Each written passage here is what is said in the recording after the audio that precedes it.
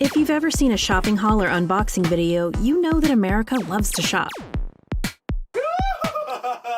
I did some shopping. You know, I haven't really uploaded a haul on this channel in a really long time, but to be honest, the shopping never stopped. Shopping has never been easier. We no longer have to go to a store during limited hours, stock the aisles looking for a product, and then wait in checkout lines. Now with the click of a button, we have the freedom to shop for anything, anywhere, and at any time. Every day is Christmas if you buy yourself stuff online. Products are cheaper than ever, despite having to travel across the world to get to us, which means we often buy things without a second thought. These are $3. Uno, dos, tres. I will buy one, cause why the hell not? What's the last thing you bought online? The last thing I bought online was a milk frother for my Nespresso coffee machine. I think I bought 5 pairs of jeans, leggings, and sweatpants. Regular shoes. So you get a dopamine hit when you buy something. It's kind of this pleasure of, oh, I'm buying something, that's fun. But with online shopping, you get that dopamine hit when it arrives too and when you open it. So it's kind of this double benefit. And so it's actually more fun in some ways biologically than buying things in the store. This biological compulsion to shop is partly due to the way humans are wired. So there is an evolutionary aspect to this. The people that had the most stuff were most likely to survive. So you gather a lot of food for the winter, you gather a lot of wood for your shelter. And we still have that innate desire to kind of get enough stuff to make sure that we're gonna survive. Today, despite being surrounded by abundance, Americans are still collecting ever more stuff. In 2017, we spent $240 billion on goods like jewelry, watches, luggage, books, and phones, twice as much as in 2002, even though our population only grew by 13% during that time. Our spending on personal care items like lotions and makeup also doubled over that time. So we're spending 20% more on clothes than we were in 2000.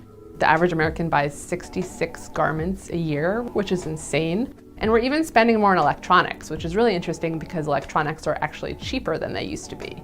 So the dollar amount that we're spending is going up, even though the cost of things is going down.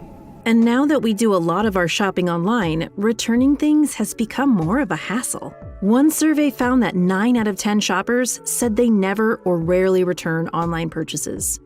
And part of this is because things are so cheap. You think, is it really worth $5 of my time to print out the label and go to the post office and send it back when I'm really not going to get that much money back? Why not just keep this and maybe I'll use it eventually?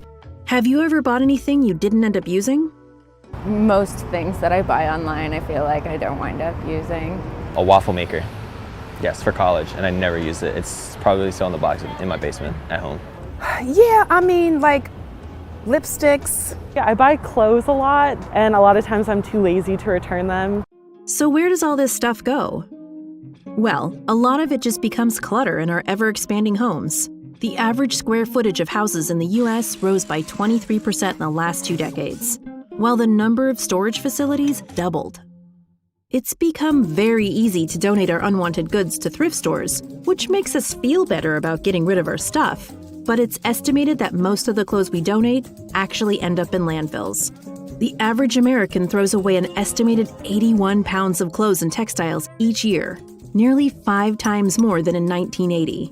We collectively threw away 26 million tons of plastics in 2015, and only 9% got recycled. Consumers continue to want cheaper goods. This means that manufacturers have to cut costs and create lower quality products. So, you'll buy cheap clothes from H&M and they'll lose their shape after a wash or two. Or you'll even buy appliances, and where they used to last for 10 years, they last for 3 years. This can't continue. In 20 years, the global middle class is expected to grow by 3 billion people. And we're on track to double the material resources we use by 2060. We're running out of places to put all this trash. By the middle of this century, the amount of plastic items in our oceans will be greater than the number of fish. And this is actually becoming a problem because China is starting to say, we're not going to take your junk anymore. So all these landfills across America are going to have to figure out what they're going to do with all this stuff that people are throwing away. Where does that leave us? The movie WALL-E predicted a bleak future where humans filled their planet with so much trash that they had to abandon it for another one. Some consumers are trying to reverse this trend, taking part in growing movements like zero-waste households. To me, living zero waste means that I don't make any trash. Or capsule wardrobes. The rule of thumb is to go down to about 36 items in your closet. Or doing a year of no shopping. It was just about not buying things unless I absolutely needed it. Or minimalism. Some consumers are using their buying power to encourage companies to create more sustainable products. I should pay people a fair wage and support companies that I like. But beyond individual choices, we could look for a more encompassing solution. Right now, we make, use, and then trash all of our materials, which can take 1,000 years to biodegrade. Companies could design all of our goods for reuse and to have multiple life cycles before finally composting back into the earth.